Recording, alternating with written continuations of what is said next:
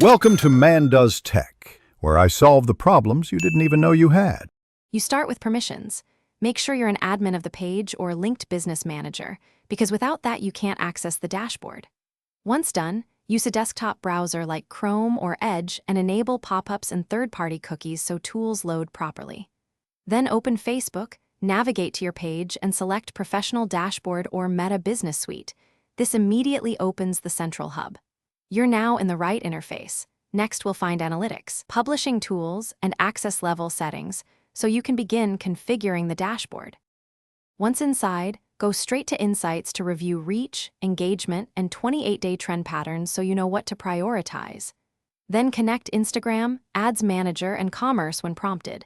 Linking these accounts consolidates metrics and prevents data gaps. Make sure to grant necessary page roles when asked, because missing permissions block feeds. Next, customize quick access tiles, ad posts, events, inbox, and ad center so your hands-on tools appear first. This setup reduces clicks and creates a dashboard that reflects your workflow.